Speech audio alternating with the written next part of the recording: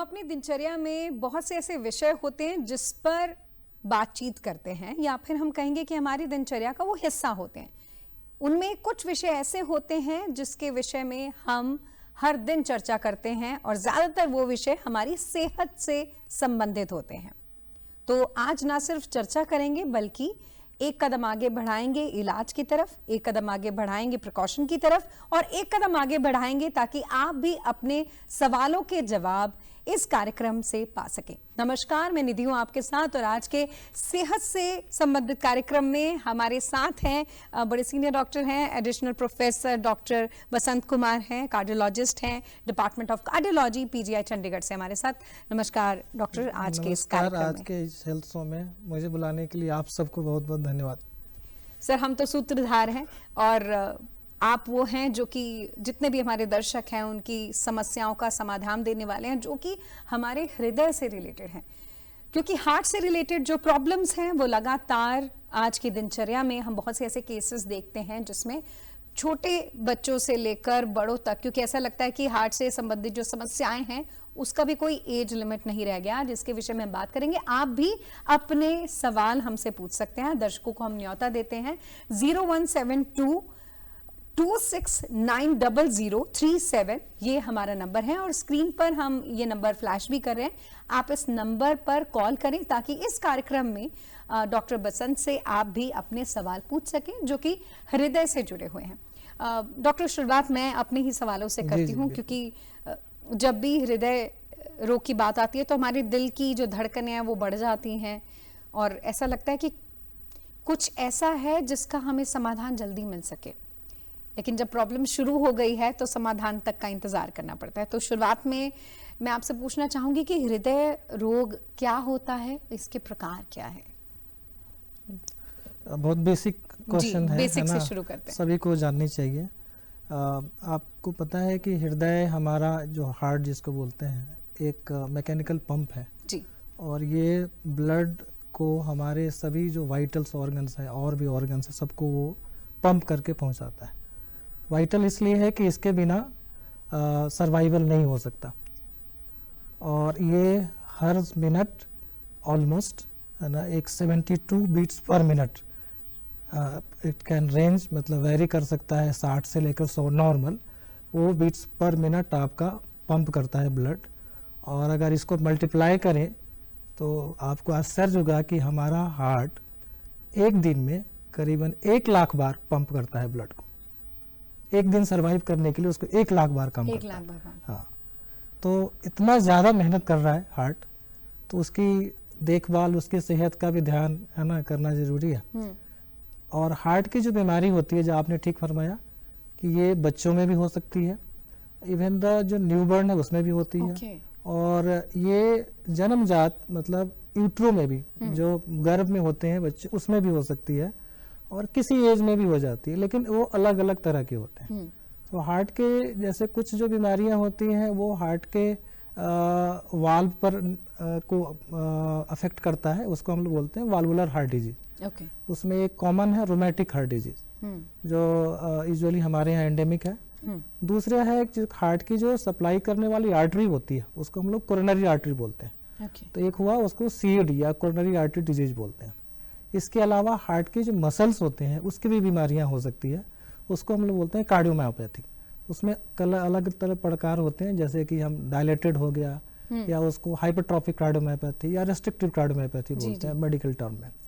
तो हार्ट के जो प्रत्येक जो उसके संरचना है, उसके स्ट्रक्चर है, किसी भी को इन्वॉल्व कर सकता है।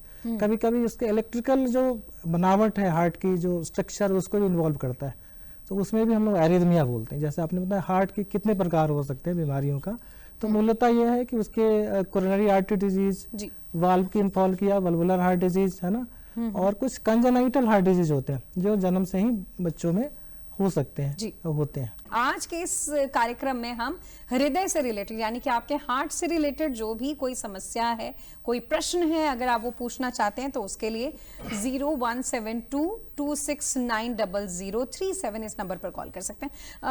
डॉक्टर बसंत, जैसे आप बता रहे थे कि इसके लिए कोई एज गैप नहीं है और किसी भी एज में ये हो सकता है और अलग अलग लेवल पर होता है और उसके अलग अलग समाधान है, तो मेरा एक सवाल और था कि हार्ट अटैक और कार्डियक अटैक, हम इस दोनों के बारे में सुनते हैं, तो क्या ये सेम है या ये अलग अलग होता है?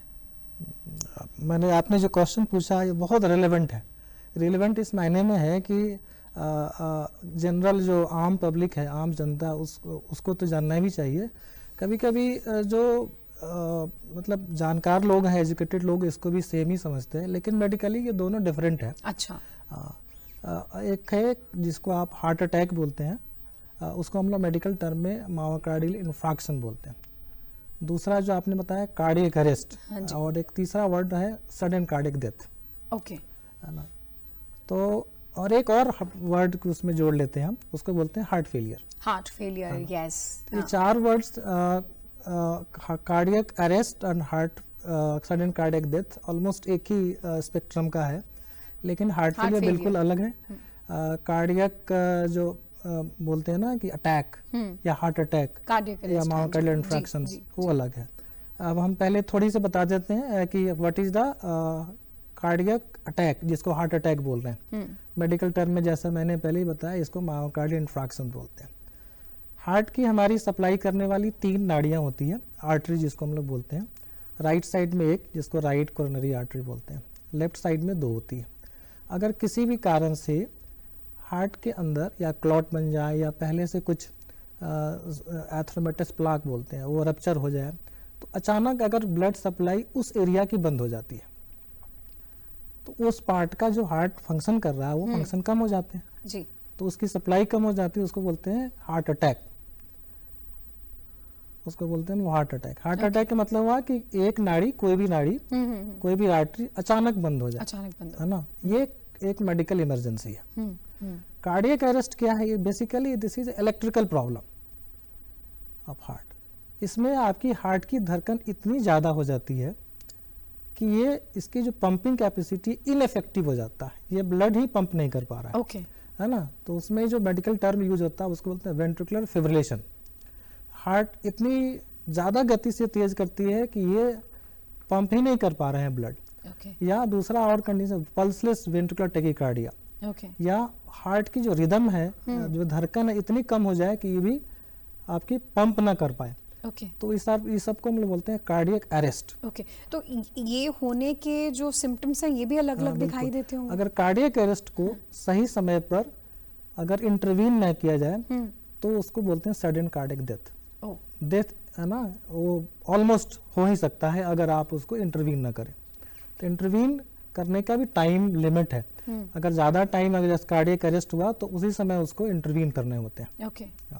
तो ऐसा भी होता है, क्योंकि हमने देखा है कि ज़्यादातर जहाँ एग्रेसिव काम हो रहा है, जैसे स्टेज परफॉर्मेंस हो रही है या फिर जिम में बहुत एग्रेसिव काम हो रहा है, रनिंग हो रही है, तो क्या उस दौरान, क्योंकि अभी जितने भी हमने हाल फिलहाल हमें वही नॉलेज होगी क्योंकि हम तो लेमैन हैं, जितने हम पढ़ रहे हैं ऐसे इंसिडेंट्स, तो क्या ये भी एक कारण होता है? जैसे आपने बताया कि एकदम बहुत धड़कनें बढ़ जाती हैं और वो पंप होना उसके अकॉर्डिंगली नहीं हो पाता, वो कारण बनता है। तो क्या ये भी रीजंस है उसके पीछे कि हमारा जो शेड्यूल है या भाग दौड़ जब मची होती है तब ज़्यादा चांसेस होते हैं?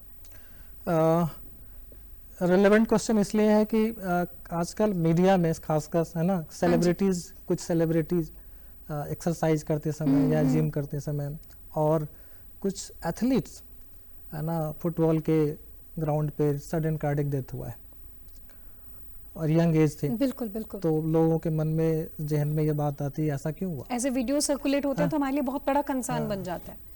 तो ऐसा देखा गया है कि नॉर्मली सडन कार्डियक डेथ का जो इंसिडेंस है एथलीट्स में और जनरल पॉपुलेशंस में बहुत डिफरेंस नहीं है, लेकिन जिन एथलीट्स में सडन कार्डियक डेथ होते हैं उसमें कुछ प्री एग्जिस्टिंग और एसिम्टोमेटिक हार्ट की बीमारियां होती है। तो एथलीट्स में अगर इस तरह की होती है उसको हम लोग बोलते हैं हाइपरट्रॉफिक कार्डियोमायोपैथी, या कुछ एरिथ्मोजेनिक राइट वेंट्रिकुलर डिस्प्लासिया, जिसमें कुछ बीमारियां होती हैं जो पहले से है, वो एथलीट है, और जब उन्होंने एक्टिविटी स्टार्ट किया तो वो मैनिफेस्ट कर गया और जो हार्ट की जो धड़कन है अचानक बढ़ गई और कार्डियक अरेस्ट हो गया। जिम में की जहाँ तक बात है, जिम में जब आप इंटेंस एक्सरसाइज करते हैं, इंटेंस बहुत ज़्यादा, जो अकस्टम्ड नहीं है, पहले से आप नहीं कर रहे हैं, अचानक एक दिन आपने बहुत ज़्यादा कर लिया, तो इससे क्या होता है कि आपकी बॉडी के टेम्परेचर बढ़ जाते हैं, ओके। है ना, उसको बोलते हैं मैलिग्नेंट हाइपरथर्मिया, है ना। आपके वेंटिलेशन सही नहीं हो पा रहा है, एम्बिएंट टेम्परेचर ज़्यादा है, ह्यूमिडिटी ज़्यादा है ना, आपका इंटेक कम है, वाटर इंटेक कम ले रहे हैं, ओके। हाँ, तो मैलिग्नेंट हाइपरथर्मिया एक है। दूसरा, जिम करते समय भी आपके आर्ट के अंदर जो आर्टरी की जो प्लाक है वो कभी कभी रप्चर हो जाते हैं, ओके। तो वहाँ से भी अटैक पड़ सकते हैं या मायोकार्डियल इन्फार्क्शन हो सकता है। ओवरली एक्सर्ट होना, आसपास का टेम्परेचर कैसा है, आपका वाटर इनटेक क्या है, ये बहुत सारे ऐसे एलिमेंट्स हैं जिसकी तरफ हमें ध्यान देने की ज़रूरत है, क्योंकि हम कभी कभी फिटनेस को ये मान लेते हैं कि हम एक्स्ट्रा एक्सर्ट करें अपनी बॉडी को, जबकि दिस इज नॉट द आप सोल्यूशन। करें एक्स्ट्रा एक्सर्ट, पहले आप ट्रेन करें अपने आप को, हाँ, फिर उस लेवल पर उसके जाएं। बाद डॉक्टर बसंत हमारे साथ एक कॉलर भी जुड़ गए हैं। नमस्कार जी, कौन बात कर रहे हैं? हेलो। हाँ जी, नमस्कार जी, कौन बात कर रहे हैं? हाँ जी, आप कहाँ से बोल रहे हैं? जी, रोहतक से होंगे। जी, पूछिए अपना सवाल, डॉक्टर बसंत हमारे साथ हैं। हाँ जी, तो डॉक्टर साहब बात ऐसी है, मुझे ना थोड़ी सी सांस लेने में दिक्कत आती है, खींच कर लेना पड़ता है। जी हेलो हेलो। जी जी नमस्कार। जी। आपको सांस के अलावा और भी कोई प्रॉब्लम होती है, और भी कोई समस्या है? नहीं, और कोई समस्या के पास ये कभी तक होता है। क्या आपको चलने में छाती में भारीपन या अनईजी महसूस होती है? नहीं नहीं नहीं, मैं 4-5 किलोमीटर की शायद डेली करता हूँ सुबह, और कोई मुझे दिक्कत नहीं है, बस ये भी कभी कभी होती है, खींच कर लेना पड़ता है कभी। अच्छा, ये क्या मौसम बदलने पर भी आपको ये प्रॉब्लम घटती बढ़ती है? बस इसी बात साल हुई है, ये कोई 7-8 साल के बाद। जी जी एक्चुअली हाँ, तो ये आप जो सिम्टम्स बता रहे हैं, सांस लेने में जो तकलीफ हो रही है और मौसम के अनुसार भी चेंज हो रहा है, हो सकता है आपके ये फेफड़े या लंग से जुड़ा हुआ हो। फिर भी आप एक बार, आपकी एज कितनी होगी? मेरी 75 ईयर। 75 ईयर। तो इस एज में है ना, एक थॉरो कार्डियक चेकअप भी करना चाहिए, और सांस एक हार्ट की जो इन्वेस्टिगेशंस है जो उसके लिए भी, हाँ उसके लिए भी हार्ट के स्पेशलिस्ट से जो जांच है उसके भी करानी चाहिए, क्योंकि 75 ईयर एज में सांस फूलना एक हार्ट के लक्षण भी हो सकते हैं। इसके अलावा आप लंग के स्पेशलिस्ट, जो फेफड़े के स्पेशलिस्ट डॉक्टर हैं, है ना, उनका भी आप सलाह ले सकते हैं कि क्यों सांस फूल रही है। अच्छा जी जी, मैं इसके लिए थोड़ा सा वो लेता हूँ, टेबलेट ज्यादा फायदे। जी जी डेरोफाइलिन भी सांस की बीमारी में दी जाती है, लेकिन उससे बेहतर है कि पहले आप उनको कंफर्म करें कि बीमारी है क्या, ये सांस से रिलेटेड है, फेफड़ा से रिलेटेड है या हार्ट से रिलेटेड है, उसके बाद लेना। सारे टेस्ट कराए हैं यहाँ हॉस्पिटल पे, और एक्सरे वगैरह कराया है, परंतु उसमें तो कोई डिजीज नहीं आई। तो हाँ, बहुत सारे टेस्ट में वो आते नहीं है, लेकिन कुछ एडवांस टेस्ट है जिसमें वो पता चलेंगे कि क्यों हो रहा है आपको। आप एक बार अपना, आप एक बार आपसे रिक्वेस्ट है कि आप एक बार अपने हार्ट की भी प्रॉपरली जांच करवा लें। Thank you so very much आज के इस कार्यक्रम में जुड़ने के लिए। डॉक्टर, जैसे आप बता रहे थे कि कुछ जो सवाल हमारे पास आ रहे हैं, हम चौकन्ने हैं अपनी हेल्थ को लेकर कि हमें किसी भी तरीके की कोई दिक्कत आ रही है, सांस से रिलेटेड आ रही है या कोई कंजेशन लगता है, तो हमें लगता है कि कहीं वो हार्ट से रिलेटेड प्रॉब्लम तो नहीं है। तो अवेयरनेस हो रही है, ये बहुत अच्छा है। मैं लेकिन ये जानना चाहती हूँ कि अगर किसी को किसी और तरीके की ऑलरेडी इलनेस है, जैसे किसी को ब्लड प्रेशर की तकलीफ है या डायबिटीज़ है या कोई और थायराइड है, तो क्या उनको हार्ट से रिलेटेड प्रॉब्लम होने के चांसेस क्या बढ़ जाते हैं? जी, बहुत अच्छा क्वेश्चन। अच्छा, पहले मैं ये बता दूं कि कौन कौन से सिम्टम्स हैं, हाँ जी, जो ज़्यादातर हार्ट से रिलेटेड है। जी जी बिल्कुल। तो उसमें अगर 4-5 सिम्टम्स मुख्य हैं। एक है, जैसे आपने बताया, डिस्निया, सांस फूलना। आप जिस अच्छा, ये भी सिम्टम्स में आता है। हाँ, ये जो हमें अभी सवाल, हाँ, हम जैसे सांस फूलती है आपकी, पहले नहीं फूलती थी, जितनी एक्टिविटी कर रहे हैं उसमें सांस फूलने लगी। अच्छा। या कभी ऐसा हो कि अभी कुछ एक्स्ट्रा काम करना पड़ा, यूजुअल से ज़्यादा, तो आपकी सांस फूलने लगी। तो सांस फूलना एक हो सकता है, कार्डियक कॉज है। दूसरा होता है पाल्पिटेशन, जिसको हम लोग बोलते हैं धड़कन बढ़ना या घटना। तो वो अगर वो सिम्टम्स आ रहे हैं। तीसरा सिम्टम्स है इजी फटिगबिलिटी, जल्दी से थक जाते हैं आप पहले नहीं थकते थे, अब जल्दी से थक जा रहे हैं, है ना, इजी फैटिगबिलिटी, अनड्यू फैटिगबिलिटी। और चौथा सिम्टम्स है कि अगर इस तरह से कुछ भी, है ना, आपको लगे कि छाती में भारीपन हो रहा है, हाँ, या कुछ अनईजी महसूस हो रहा है, या प्रेशर या दबाव हो रहा है, तो उसको हम लोग मेडिकल टर्म में एंजाइना बोलते हैं। तो इस तरह के अगर आपके सिम्टम्स आते हैं, चारों सिम्टम्स, तो ज़्यादातर रिलेटेड हार्ट से हो सकते हैं। इसके अलावा कुछ एटिपिकल सिम्टम्स होते हैं जो यूजुअली फीमेल में, जैसे आपने बताया ना, जैसे उनको घबराहट महसूस होना, हाँ, या आप उनको जैसे बोलते हैं कि हमको, है ना, पच नहीं रहा है ना, कुछ ऐसे गैस्ट्रिक एपिगैस्ट्रिक सिम्टम्स बोलते हैं। पसीना भी बहुत आता है, घबराहट में जाता स्वेटिंग इसके सिम्टम्स के साथ है तो ये अलार्मिंग है। स्वेटिंग अगर अकेले है बिना किसी सिम्टम्स का तो वो नॉर्मल भी हो सकता है। मतलब अगर घबराहट के साथ सांस ना आने वाली तकलीफ भी हो रही है, जल्दी थक रहे हैं और साथ में पसीना भी आ रहा है, तो ये बड़ा कंसर्न। और दूसरा जो लोग यूजुअली कंफ्यूज कर जाते हैं गैस्ट्रिक सिम्टम से कि हमको गैस बन रहा है, गैस बन रहा है, यूजुअली होता है वो हार्ट अटैक ही। ओके, ऐसा देखने को मिला है। तो ज़रूरी है कि शरीर की इस भाषा को हम समझें, और अगर आप इसे समझ रहे हैं और आपके सवाल हैं तो आप भी हमारे साथ इस कार्यक्रम के जरिए जुड़ सकते हैं। अभी हमारे साथ वीडियो बाइट्स के जरिए कुछ दर्शक जुड़े हैं, आइए उनके भी सवाल जानते हैं। 1 साल पहले मैं अमेरिका में था, तो सडनली गाड़ी चलाते हुए पास आउट हो गया। उसके बाद 15 डेज में हॉस्पिटलाइज था। मेरी बाईपास सर्जरी हुई है। बाईपास सर्जरी के बाद 2 बार फिर मुझे अटैक हुआ है, फिर मैं हॉस्पिटलाइज हुआ। तो अब उसके बाद तो मेरे को डेफिब्रिलेटर डाला। ये कंफर्म नहीं है कि अभी भी ये है, ठीक है या नहीं है। अभी भी मेरे को पेन कई बार होती है। मेरे माता जी को ना एक्चुअली ना हार्ट की प्रॉब्लम रहती है, तो मैं डॉक्टर साहब से यही बताना चाहता हूँ, उनके बार बार यही प्रॉब्लम होती है, इसका क्या सोल्यूशन हो सकता है? मेरे फादर साहब को ना हार्ट की प्रॉब्लम आई थी, तो डॉक्टर साहब से 2-3 बार जब उनका ट्रीटमेंट की बात चली तो उन्होंने हमें बोला कि आपको स्टेंट पड़ेंगे जी। उनके स्टेंट पड़वाने के बावजूद जो डॉक्टर ने बताया था कि आप इन चीज़ों से परहेज़ करें, परहेज़ करने के बावजूद भी अब फादर साहब को पेन होती है जी।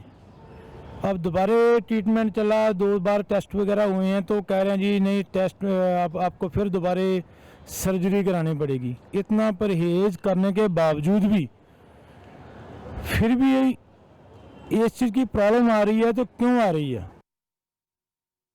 सर, हमारे पेरेंट्स को लेकर भी है जी। और कुछ ऐसे ही सवाल हैं जिसमें स्टंट डलने की भी बात है, और उसके बाद पोस्ट कैसे अपना ख्याल रखें। जी सर, क्या पहला जो कॉलर थे आपके, हाँ, जो जिनको यूएस में रहते हैं, उनकी गाड़ी चलाते समय ब्लैकआउट हुआ, ही अंडरवेंट बाईपास सर्जरी, अभी भी उनको शायद प्रॉब्लम है। अच्छा। हाँ, जो पहला कॉलर था। ओके डॉक्टर, एक रिक्वेस्ट है, क्योंकि अभी मुझे ये भी हमारे साथ एक महाराष्ट्र से भी कॉलर कनेक्ट हुए हैं।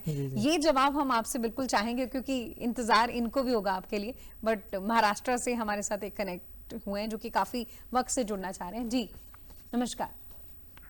नमस्कार। नमस्कार जी, क्या नाम है आपका? मेरा नाम है वामन। वामन जी, जी बताइए। वामन बेलखेड़े। जी सर। उम्र है 75 साल, और बीपी रही थी मेरे को कभी भी 130/70 130/70 बीपी। ओके। हाँ, और वजन है मेरा जी सिर्फ 45 किलो। ओ ऊंचा है 5'4".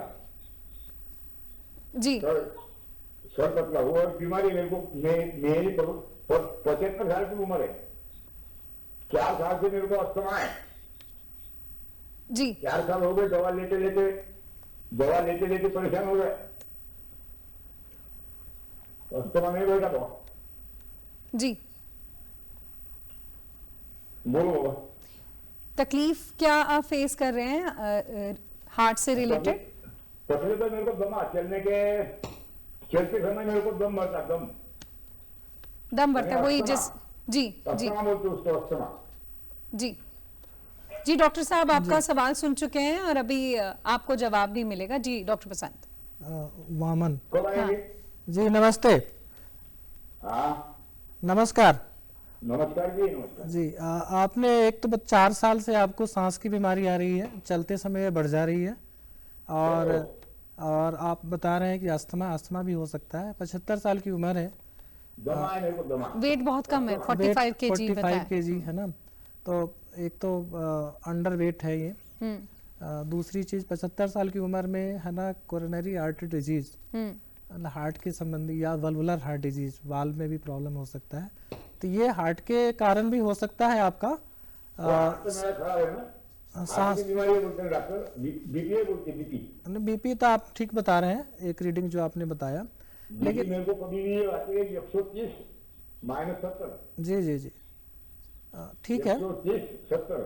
हाँ वामन जी, आपसे रिक्वेस्ट है कि आप डॉक्टर साहब का जवाब जान लें, आपके सवाल से जो जुड़ा हुआ है जी।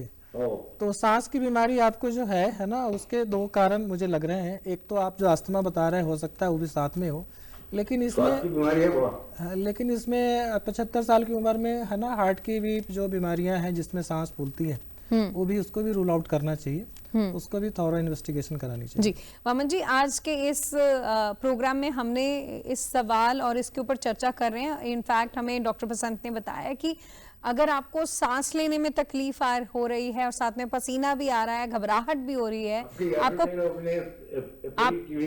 जी बहुत बहुत धन्यवाद। और अगर आपको कमजोरी भी फील हो रही है तो आप प्लीज अपना डॉक्टर से एक बार हार्ट से रिलेटेड भी चेकअप करवा लें। बहुत बहुत धन्यवाद, आपने हमें कॉल किया, महाराष्ट्र से हमारे साथ वामन जी जुड़े थे, बहुत बहुत धन्यवाद। डॉक्टर बसंत, आप बात कर रहे थे जो हमारे साथ वीडियो बाइट्स अभी जुड़ी थी, जिसमें एक अब्रॉड से कनेक्ट हुए थे और 2 अपने फादर साहब से रिलेटेड सवाल के जवाब जानना चाह रहे थे। जी आप क्या कहेंगे? पहले जो कॉलर जो थे यूएस, जो उन्होंने गाड़ी चलाते जी जी जी ब्लैकआउट हुआ, उसको हम लोग सिनकोप बोलेंगे, है ना। सिनकोप में सडन हमारे हार्ट से जो ब्लड जाती है ब्रेन में, वो स्टॉप हो जाती है कुछ सेकंड तक और पेशेंट अनकॉन्शियस हो जाते हैं। अच्छी बात है कि आप गाड़ी चलाते समय है ना किसी हादसे के शिकार नहीं हुए, अदरवाइज आप गाड़ी चला रहे हैं तो इसमें बहुत बड़ा एक्सीडेंट भी हो सकता है अगर सिनकोप हो तो, क्योंकि आपका भी हो सकता है और है ना गाड़ी से दूसरे लोगों को भी हो सकता है। आपकी बाईपास सर्जरी हो चुकी है और बार बार अगर सिनकोप और इस तरह दूसरी तरह हो सकती है, तो आपकी इजेक्शन फ्रैक्शन, हार्ट के जो पंपिंग कैपेसिटी है वो कितनी है उस पर डिपेंड करता है। अगर पंपिंग कैपेसिटी अगर 35% से कम है, जिसको हम लोग इजेक्शन फ्रैक्शन EF बोलते हैं, तो एक इंट्राकार्डियक डिवाइस आता है, डिफिब्रिलेटर, AICD हम लोग बोलते हैं उसको लगाने से जो फेंटिंग की जो एपिसोड्स हैं वो कम हो जाते हैं, और अगर होते भी हैं तो वो अंदर से ही है ना उसको डिफिब्रिलेट कर लेते हैं हम लोग। बाकी जो दूसरी जो बता रहे हैं कि दोबारा अगर कुछ ऐसा हो तो ज़रूर आपने हार्ट स्पेशलिस्ट से मिलें, अपने फिजिशियन से मिलें, और क्यों हो रहा है बार बार उसका भी सेकेंडरी प्रिवेंशन क्या कर सकते हैं उसका भी है ना उपचार किया जा सकता है। दूसरे कॉलर ने हमें बताया था कि उनके फादर को है ना एक बार एंजियोप्लास्टी हुई है विथ स्टेंटिंग, फिर उनको दूसरी बार पेन परसिस्ट हो रहा है। वो बता रहे हैं कि उन्होंने सारी दवाइयाँ और प्लस परहेज भी रखे हैं। तो ऐसा होता है कि अगर आपको डायबिटीज़ है तो रीस्टेनोसिस मतलब दोबारा बंद होने के चांस बाईपास सर्जरी में भी है और एंजियोप्लास्टी स्टेंट लगाने में भी है, क्योंकि डायबिटीज़ में और नॉन डायबिटीज़ में की अपेक्षा डायबिटीज़ में ज़्यादा बंद होने के चांस है। जैसे जैसे टाइम बीतती है तो नई बीमारी भी आ सकती है हार्ट के अंदर, या उसी नाड़ी में या किसी और नाड़ी में भी आ सकती है। फिर उसका भी है ना बेहतर इलाज है, अगर बंद हो गई है तभी भी हो सकता है ना, और दवाइयाँ भी है और री एंजियोप्लास्टी भी है, री बाईपास सर्जरी, दोबारा बाईपास सर्जरी भी किया जा सकता है। ओके घबराए नहीं, है ना, जितने भी ऑप्टिमल मेडिकल मैनेजमेंट है वो करे, ज़्यादातर केसेस में ये कंट्रोल हो जाएगा। बहुत ज़रूरी होता है जब एक डॉक्टर एक आश्वासन देता है, और हमें यही लगता है कि आज के कार्यक्रम के साथ जितने भी हमारे दर्शक देख रहे हैं वो इनवैल्यूएबल एडवाइस को बहुत समझ भी रहे हैं और उनको बहुत राहत भी मिली होगी। अभी हमारे साथ एक कॉलर भी जुड़ गए हैं, आइए जानते हैं उनका सवाल क्या है। हेलो, नमस्कार जी, कौन बोल रहे हैं? हेलो हेलो, लगता है कि उनका कनेक्शन हमसे दूर हो गया। हमारे साथ कुछ वीडियो बाइट्स के जरिए भी कुछ दर्शक जुड़े हैं जो कि अपने सवाल पूछना चाहते हैं। जी, बहुत टाइम से मेरे चेस्ट में पेन हो रहा है, मैंने बहुत सारे डॉक्टरों को दिखाया पर कोई रिजल्ट निकलता नहीं है। तो डॉक्टर साहब मैं आपसे पूछना चाहती हूँ कि मेरे चेस्ट में पेन होता है और उसका क्या हो सकता है, आगे मैं क्या करूँ कि कौन सा मेडिसिन लूँ या फिर क्या करूँ जिससे मेरा ये चेस्ट पेन कम हो जाए या ख़त्म हो जाए। डॉक्टर साहब, मैं चलते चलते मेरे छाती में कभी कभी दर्द हो जाता है जी। कोई डॉक्टर साहब कोई समस्या तो नहीं है? डॉक्टर साहब मैं आपसे जानना चाहती हूँ कि एक्चुअली मेरे ग्रैंडमदर को हार्ट का प्रॉब्लम है। उनको बेसिकली स्टेयर्स पे चढ़ते उतरते टाइम चेस्ट में पेन होती है, उनको एकदम से हार्ट बीट तेज़ हो जाती है, उनके चेस्ट में एकदम से पिंच आ जाता है। तो मैं ये जानना चाहती हूँ इसका क्या उपाय हो सकता है जिससे उनको थोड़ा आराम मिले और उनको फ़र्क पड़े। मेरे जो पिताजी हैं एकदम वॉक करते हैं तो एकदम दर्द उठता है उनके सीने में, और इसका कोई सलूशन बताओ डॉक्टर साहब। अपने पेरेंट्स से रिलेटेड अगेन ग्रैंड पेरेंट्स से रिलेटेड कंसर्न है, और एक जो पहला सवाल था वो खुद से रिलेटेड और काफी यंग एज की का सवाल है।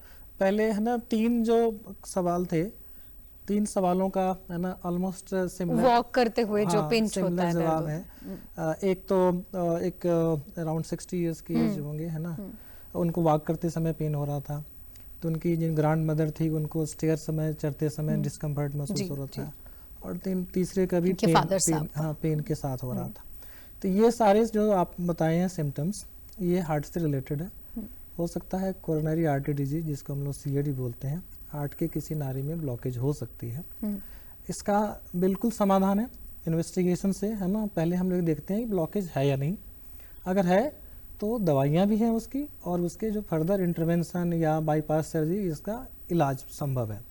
बिल्कुल पूरी तरह ठीक हो जाते हैं। 90% से ज़्यादा लोग एसिम्टोमेटिक हो जाते हैं दवाइयों से, या जो ज़रूरत पड़ी अगर एंजियोप्लास्टी की या बाईपास से ठीक हो जाएंगे। इनको ज़रूरत है अपने नज़दीक या कहीं भी, या पीजीआई और किसी भी बड़े अस्पताल में जाकर हार्ट के थॉरो चेकअप कराएं, उनका इलाज लें, वो बिल्कुल ठीक हो जाएंगे। जी। दूसरा जो एक यंग लेडी थी जिनका सवाल था, उनकी एज मुझे ऐसे गेस कर सकता हूँ, सी मस्ट बी अराउंड 30 साल की उम्र में भी हार्ट में है ना पेन बता रही हैं।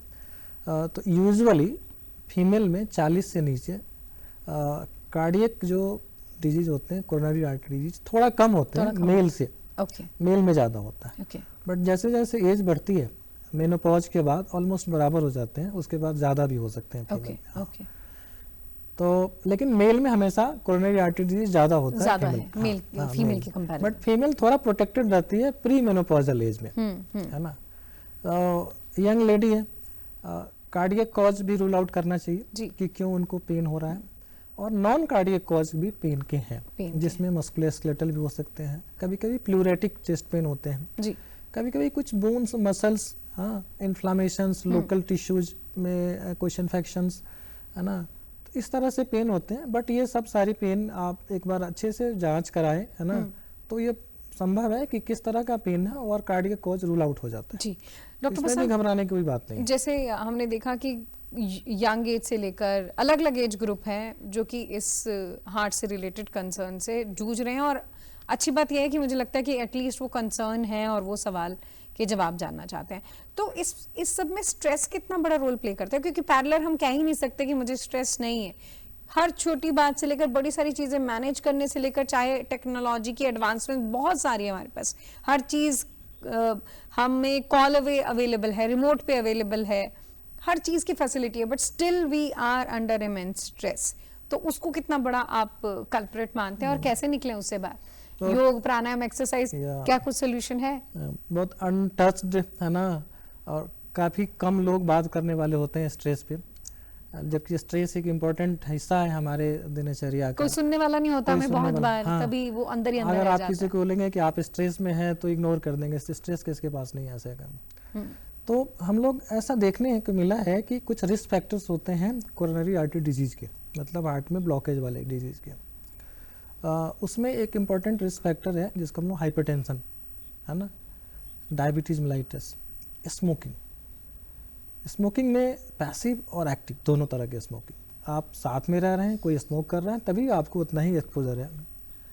कुछ इन्वायरमेंटल पॉल्यूशंस जो आज के है ना, चाहे वेहिकुलर इमिशंस हो या फैक्ट्री से निकलने वाली धुआं हो या और की भी तरह का धुआं हो, तो पॉल्यूशन। और तीसरा जो आपने बताया कि ओबेसिटी, चौथे ओबेसिटी है ना, एक होता है ऑब्स्ट्रक्टिव स्लीप एपनिया, रात में आप ओबेज हैं, सोते हैं, है ना, खराटे बहुत आते हैं, ये भी अपने हार्ट के बीमारी को बढ़ाता है। अच्छा, हाँ, खराटे, कंटिन्यूअसली स्नोरिंग भी, खराटे आना भी। स्नोरिंग है तो आप में कुछ ना कुछ प्रॉब्लम है ना, या ओबेसिटी से रिलेटेड हो सकता है। और एक होता है डिस्लिपिडीमिया बोलते हैं हम लोग उसे, है ना, आपके अंदर के ब्लड में कुछ कोलेस्ट्रॉल्स है ना, उसकी लेवल ज़्यादा हो जाती है नॉर्मल से ज़्यादा, उसमें एक लो डेंसिटी लाइपोप्रोटीन LDL बोलते हैं, और HDL की लेवल कम हो गई या ट्राइग्लिसराइड ज़्यादा हो गया। ये सब कन्वेंशनल रिस्क फैक्टर है ना। और ये जो एक नया रिस्क फैक्टर जो जुड़ रहा है, स्ट्रेस है। स्ट्रेस, हाँ, स्ट्रेस में यह देखा गया है कि जो लोग कम समय में ज़्यादा काम करने की कोशिश करते हैं, रिलैक्स नहीं होते, उनमें क्या होता है कि अंदर में उनकी धड़कन बढ़ती रहती है, उनको ब्लड प्रेशर ज़्यादा होता है, उनको डायबिटीज होते हैं, तो वो लोग ऐसे ही रिस्क ज़्यादा होते हैं और स्ट्रेस उनको और बढ़ा रहा है रिस्क। तो स्ट्रेस डेफिनेटली एक रिस्क फैक्टर है कोरोनरी आर्टरी डिजीज के लिए।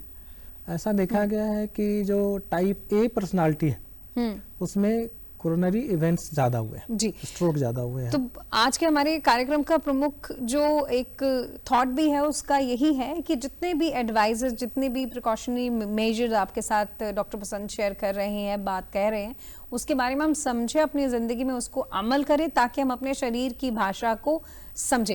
डॉक्टर, जैसे आपने बीच में मेंशन किया था, इनफैक्ट स्टार्टिंग में हमने बात की थी एज ग्रुप को लेकर, जिमिंग के दौरान या जब हमारी हृदय की धड़कनें बढ़ जाती हैं, साथ साथ पैरेलल स्ट्रेस भी चल रहा है और हमें अपनी हेल्थ की भी ये है कि हमें फिट भी दिखना है, हमने काम भी करना है, तो इन सारी चीज़ों में लाइफस्टाइल भी क्या बहुत बड़ा कल्प्रिट है? जी बिल्कुल, हम इसको लाइफस्टाइल डिजीज बोल रहे हैं आजकल, क्योंकि बहुत बड़े लेवल पर हमने ऐसे रिसर्च स्टडीज देख ली, हम बहुत क्लिपिंग्स देखते हैं, एवरीडे हम देखते हैं कि बहुत सडन यंग डेथ्स हो रही हैं इसको लेकर। डेफिनेटली ये लाइफस्टाइल डिजीज ही है ना, जिसमें आपको डायबिटीज, हाइपरटेंशन और स्ट्रेस आपने जो जिक्र किया, इवन स्मोकिंग ऑल्सो, जी, है ना, और स्लीप पर चर्चा करना जरूरी है। स्लीप, लैक ऑफ स्लीप या इनएडिक्वेट स्लीप या गुड क्वालिटी ऑफ स्लीप ना होना, है ना, ये सारी चीज़ें आपकी होल जो आपकी दिनचर्या है उसको अफेक्ट करती है। तो स्लीप एक अच्छा, है ना, गुड स्लीप, एडिक्वेट स्लीप और गुड क्वालिटी स्लीप, जैसे बताया ना कि आपकी 6 घंटे 7 घंटे स्लीप जरूरी है, लेकिन वो इंटरप्टेड नहीं होना चाहिए, अनइंटरप्टेड स्लीप। जैसे हमने बताया कि स्नोरिंग करते टाइम नींद खुलती है ना, तो वो हुआ। और कुछ ऐसे रिस्क फैक्टर्स हैं जो रिस्क इन्हांसर होते हैं, जैसे आपको ये कन्वेंशनल रिस्क फैक्टर जो हमने बताया, उसके अलावा जैसे आपको किडनी की बीमारी है, अच्छा, तो आपको हार्ट में ब्लॉकेज होने के चांस ज़्यादा है। आप में अगर किसी को रूमेटॉइड आर्थराइटिस है, गठिया जिसको बोलते हैं, या सोरियोसिस है या SLE है ना, तो आप में भी हार्ट के बीमारी में ब्लॉकेज होने की चांस ज़्यादा है। अच्छा, अगर आपके कोलेस्ट्रॉल जो मैंने पहले बताया उसमें अगर कुछ डिसलिपिडीमिया है तब भी ज़्यादा है, या आप HIV या एड्स से ग्रसित हैं तो भी आपको हार्ट का जो ब्लॉकेज के चांस है वो ज़्यादा हो सकते हैं। हाँ, और अगर आप, है ना, लैक ऑफ फिजिकल एक्टिविटी है, सेडेंटरी लाइफ स्टाइल्स हैं आप में, तभी भी आपको ये सब बढ़ा सकता है। ओबेसिटी तो आपने मेंशन किया है, और ये बहुत ज़रूरी है कि अगर जब हम यंगस्टर्स की बात करते हैं, जैसे डॉक्टर बसंत ने मेंशन किया है कि नींद बहुत ज़रूरी है, और मेरी रिक्वेस्ट है स्पेशली जो स्कूल जाने वाले बच्चे भी हैं, उनके पास एन नंबर ऑफ रिस्पॉन्सिबिलिटीज़ हम डाल देते हैं, चाहे रेगुलर पढ़ाई की बात है, एक्स्ट्रा करिकुलर एक्टिविटीज़ की बात है, हॉबीज़ की बात है, हम उनको इतना कॉटअप कर देते हैं, कभी कभी उनको जो 8-9 घंटे की बच्चों को नींद चाहिए वो भी हम कट कर देते हैं, तो शायद उनको भी हार्ट से रिलेटेड प्रॉब्लम्स बढ़ने के कंसर्न, इंसिडेंट्स बढ़े हैं। सही, बहुत रिलेवेंट पर्टिनेंट क्वेश्चन है आपका, है ना, कि बच्चों में ओबेसिटी, है ना, अब एपिडेमिक होते जा रहा। दूसरी, बच्चों में भी हाइपरटेंशन हो रहे हैं, बच्चों में न्यू वन से डायबिटीज हो रहे हैं, है ना, और उनकी फिजिकल एक्टिविटी कम होती जा रही है ना। आप तो देख रहे हैं लाइफ स्टाइल्स कैसे हैं। तो बच्चों को एक तो एडिक्वेट स्लीप तो चाहिए, और खेलना भी बहुत जरूरी है बच्चों को, फिजिकल एक्टिविटी जी, ताकि उनका ग्रोथ हो, और ये जो बीमारियां हैं, हाइपरटेंशन, डायबिटीज, ये सब कम हो जाए, उनसे दूर रहें। जो ब्लेसिंग हम बच्चों को देना चाहते हैं वो ब्लेसिंग अपने आप में ये है कि अच्छा लाइफस्टाइल दें, खेल कूद के साथ वो जुड़े, एंड जितना हो सके हम कम्युनिकेशन गैप ना होने दें, जितनी बात होगी उतनी बेहतरी होगी। जाते जाते एक एडवाइस डाइट को लेकर डॉक्टर हम आपसे जरूर चाहते हैं, क्योंकि वो बड़ा की फैक्टर है, उसके साथ हम इस कार्यक्रम का समापन करना चाहेंगे। जी, सारे मैनेजमेंट जी है ना, जिसमें आपके बीमारी हो ही ना, है ना, उसको हम लोग बोलते हैं प्राइमरी और प्राइमोडियल प्रिवेंशन। अगर बीमारी हो गई उसका ट्रीटमेंट और वो बढ़े ना, उसको बोलते हैं सेकेंडरी प्रिवेंशन। एंड देन आता है टर्टियरी, उसको रिहैबिलिटेशन बोलते हैं। अगर हो भी गया तो उसको रिहैबिलिटेट करें। इस सारे में डाइट का रोल है बहुत, डाइटरी इंटरवेंशन। आजकल अगर आप डाइट्स को देखें तो उसमें प्रोटीन का इंटेक कम, कार्बोहाइड्रेट, शुगर है ना, जिसमें हम सिंपल शुगर बोलते हैं, रेडीमेड शुगर, वो ज़्यादा है, और फैट का इंटेक ज़्यादा है। तो हमारा जो डाइट ऐसा होना चाहिए कि बैलेंस्ड हो, जिसमें कि 50% एनर्जी कार्बोहाइड्रेट से आए और बाकी एनर्जी जो है वो फैट और प्रोटीन हो। अब क्वेश्चन होता है कि प्लांट बेस्ड या एनिमल बेस्ड। जितने भी स्टडीज़ हैं अभी तक, जो डेटा हमारे पास आ रहे हैं, एनिमल बेस्ड प्रोटीन है, उससे कार्डियोवैस्कुलर मोर्टेलिटी ज़्यादा है than the plant based protein. तो ये एक स्टडी के डेटा है। मतलब शाकाहारी लोग ज्यादा बचे हैं, शाकाहारी लोगों में कम पाए जाते हैं, वो उनको कार्डियोवैस्कुलर इवेंट्स कम होते हैं। जहाँ तक डेयरी प्रोडक्ट्स की बात है जी, जिसमें हम बोलते हैं ना दूध, मक्खन, मलाई, पनीर, ये सब चीज़, डेयरी प्रोडक्ट्स में जो सैचुरेटेड फैट है उसका लिंक है ना हार्ट के ब्लॉकेज में, हार्ट के जो आर्टरी है उसके ब्लॉकेज में। जो अनसैचुरेटेड और बोलते हैं उसको मोनोसैचुरेटेड है ना, या पॉली अनसैचुरेटेड फैटी एसिड्स, वो हमारे लिए अच्छा है, जो हम प्लांट बेस्ड से ज़्यादा मिल रहे हैं। एक फ़िश की बात करना चाहता हूँ। फ़िश की प्रोटीन ज़्यादा अच्छा माना जाता है देन एनिमल प्रोटीन। ओके। हाँ, जिसमें कि आप पोल्ट्री हुआ या दूसरे जो एनिमल्स हम प्रोटीन लेते हैं उससे बेटर है फिश का प्रोटीन। तो फिश एडवाइजेबल है। डेयरी प्रोडक्ट्स में मिल्क और उससे मिल्क के जो प्रोडक्ट है, कर्ड है, उससे बनाए हुए एडवाइजेबल है।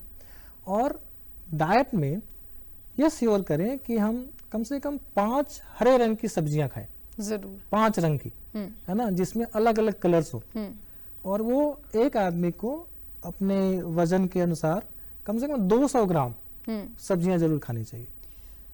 और होल ग्रेन्स, है ना, रिफाइंड नहीं, होल ग्रेन्स, लीफी वेजिटेबल्स, है ना, जो ग्रीन भी हो और दूसरे कलर्स का हो, उसकी कंजम्पशन ज्यादा करनी चाहिए, है ना, फाइबर का इंटेक ज्यादा होना चाहिए उसमें, चाहे वो सोल्युबल हो या इनसोल्युबल हो। और स्वीट्स, मिठाइयाँ, जिसमें कि आप सब तरह की मिठाइयाँ जोड़ लीजिए, जिसमें आपके आइसक्रीम भी है ना, उसकी अमाउंट कम से कम होनी चाहिए। यानी कि मुझे लगता है कि जितने भी आपने पॉइंट्स बताए हैं उनको हमारे दर्शकों ने लिख भी लिया होगा, अपने दिल और दिमाग में डाल भी दिया होगा। और हम आपको बताना चाहेंगे कि ये सारे पॉइंट्स आप अपने OTT के जरिए, यानी कि वेव्स OTT आप डाउनलोड कीजिए और उसके जरिए भी आप इस कार्यक्रम के साथ जुड़ सकते हैं। हमारे YouTube चैनल DD चंडीगढ़ के जरिए, सैटेलाइट चैनल DD हरियाणा और DD पंजाबी के जरिए भी आप इस कार्यक्रम को देखें, इसके साथ जुड़े। और डॉक्टर बसंत, आज के इस कार्यक्रम में अपना साथ देने के लिए और हमारे जितने भी कॉलर्स हैं उनका कॉल करने के लिए हम तहे दिल से धन्यवाद करते हैं। मैं निधि आज के कार्यक्रम में अपना साथ देने के लिए आपको फिर से एक बार धन्यवाद कहूंगी।